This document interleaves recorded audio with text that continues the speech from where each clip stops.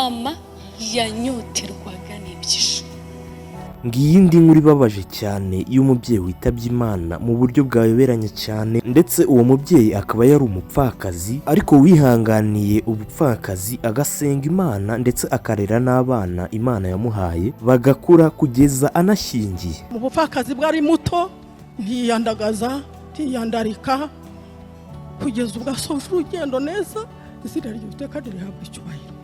Uyu munsi tuvugana uwo mubyeyi wihanganye cyane agakora inshingano ze neza mu buryo bwari bugoye, akabera urumuri abandi maze bakamwigiraho byinshi ndetse bituma bakomeraho kurushaho kugeza kuri uyu munsi yamaze kwitaba Imana. Gusa ku bijyanye n'uburyo yakuwe muri uyu mubiri nibyo abantu benshi bari kumva bakababara cyane, bagatekereza ati ni gute kuko ibi bintu Imana yabikoze mu buryo buyoberanye gutya, ndetse n'icyatumye ava muri uyu mubiri yitabye Imana. Ubwo turi kuvuga icyo yazize nacyo cyamaze kumenyekana, aho buri wese ari kubitekereza akavuga ati ni ukuri kose ni Imana imutwaye. Ibi byose by'uburyo uyu mubyeyi umubiri we washyinguwemo ndetse n'ubuhamya bwe bwose nibwo tugiye kugaruka muri iyi video. Kuva uriya mwaka nko mu kwa munani kugeza aka kanya mama yari afite umutima umeze nk'uw'agahinja.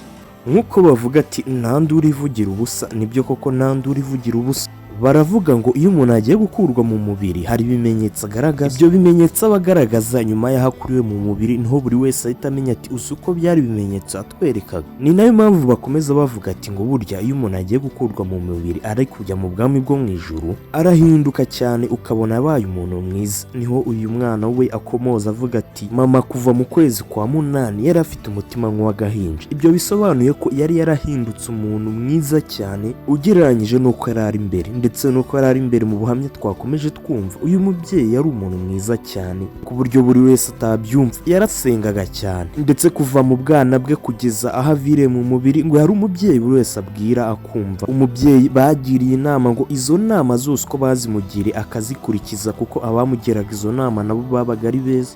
Yambereye umwana mwiza agahugurika amubwira kumva. Uyu mubyeyi witabye Imana yarazwi cyane nka mama Nema, akaba yaravutse mu 1973. Uburyo yitabyemo Imana ni uburyo buyoberanye cyane. Ubwo yafatwaga yaravuye ku kagari avuye kukosoza mituweli ye, ubwo mituweli wamaze kuyikosora neza nibwo yatashye. Ageze mu nzira afatwa n'umutwe acika intege umubiri wose, ahamagara mu rugo arabibamenyesha, ariko arataha ku bw'amahirwe agera mu rugo amahoro, ariko nyine yagezeyo arwaye atameze neza. Nibwo yaje kwinjira mu cyumba aho iwe yegekaho ntiyakinga. Gusa ubwo yageraga mu cyumba aho mu rugo iwe nibwo uburwayi bwiyongereye cyane maze acika intege umubiri wose. Ubwo ni ukuvuga imbaraga zamubananye nkeya cyane. Abana bari baraho hafi baza bihuta baje kureba icyo mama wabo abaye. Nibwo bageze kuri rwa rugi uyu mama wabo ahiseho yegetseho, bakinguye biranga, bashyiramo imbaraga nyinshi cyane biranga, ndetse bashaka no kumena urugi, ariko bigira inama baravuga ngo reka tunyure hirya maze tumene idirishya niryo ryoroshye turahita twinjiramo imbere tumugereho. Ubwo babikoze vuba vuba bahita bazenguruka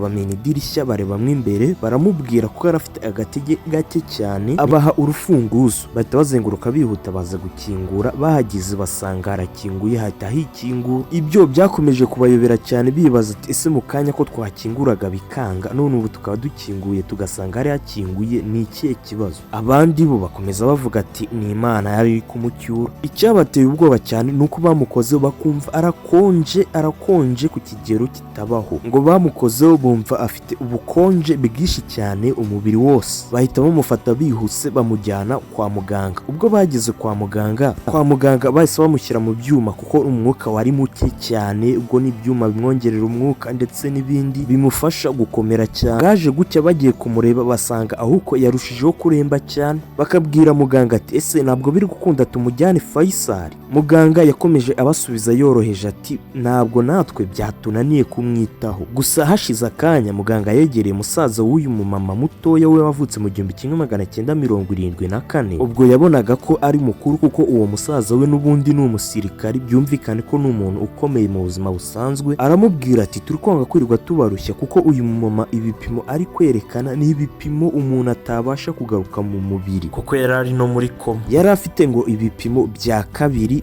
mu gihe ngo umuntu uri muzima ngo afite 15/15. Hashize umwanya mutoya nibwo uyu mumama yahise yitaba Imana.